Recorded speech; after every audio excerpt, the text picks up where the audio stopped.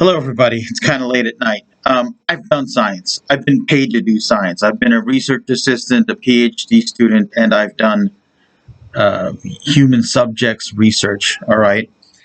So I'm gonna say that when you do science, you come up with hypotheses. Hypotheses get tested. They become theories. Some theories hang around for centuries. Some are actually called scientific laws. People don't understand how much weight there is to the idea of calling something a theory. Like some people say, well, evolution is just a theory, as if that just automatically makes it wrong and frivolous. No, gravity is a theory. We don't quite know exactly how gravity works, but we can predict it. We can use it. It's practically a scientific law, but we actually still call it the theory of gravity because we can't make gravity except by piling up lots of stuff. We can't isolate what gravity is. We don't have to make lightning bolts to make electricity. We have different ways of making electricity. So UAPs are now entering the scientific mainstream. I've been watching a lot of podcasts, listening to a lot of podcasts. John Michael Godier, Event Horizon, Avi Loeb, very encouraging. And then so I have a scientific background that makes me a scientist. Now there are non-scientists out there. There are commentators. I like Quark Zone, for example. He's more of a average Joe guy, but he's had his UFO experiences and his alien experiences and things that he thinks is an alien experience. He's not quite sure, but he is sure that he had a UFO experience, and he's leaning towards this is an alien phenomenon. Whatever, however you like to take that. I'm going to throw a theory out there that was sparked by watching one of his videos. So I call it the returning distant relative theory or hypotheses, which is simply that you look at these aliens. Many of these aliens are bipedal like us, like a lot of life on Earth, and they have eyes, they have ears, they have hands.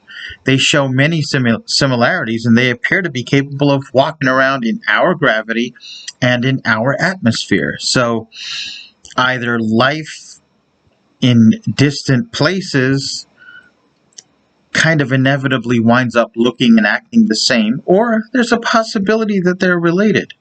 Well, for example, and not all the alien species look humanoid. The reported ones, if we take the reports as true, I'm neither firmly a believer or disbeliever. But let's just, as a thought experiment, assume that they're all true, or that most of them are true.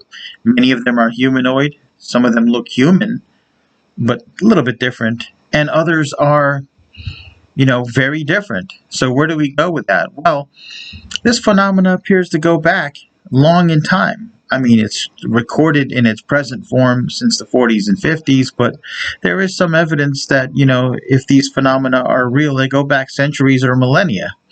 What does that mean?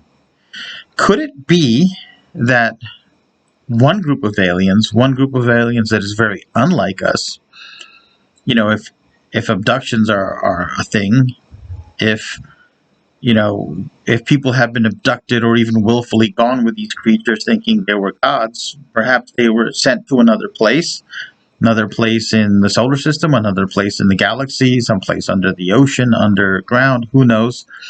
And over the centuries, they have genetically diverged from us. So we don't even need a sort of extra dimensional or time travel,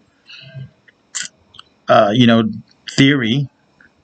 What if they were separated from us physically, evolved in different directions? Some became more humanoid, some less humanoid, like the Greys, but we share many common characteristics, bipedalism, a neck, eyes, nose, mouth, opposable thumbs, toes, use of technology.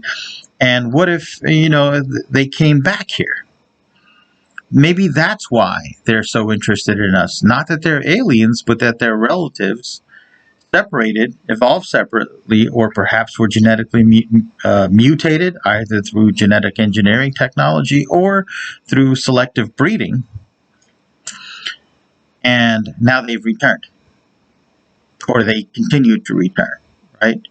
That's an interesting hypothesis. I don't have enough data to prove it. I don't even know if it's real, but I just want to throw it out there because there's a lot of speculation. Some people say, well, the fact that these aliens are bipeds and some of them look very human is a way of debunking this phenomena. But again, as a thought experiment, this is how we could reconcile that data with what many people claim they have observed. And Quirk Zone, I hope you're watching this and that conversation sparked this. I find your channel stimulating. I wish you would turn down the background music somewhat, tone the emotionality down, and continue. You do a lot of good content where you do simulations, where you talk about possible logical reasonings for things.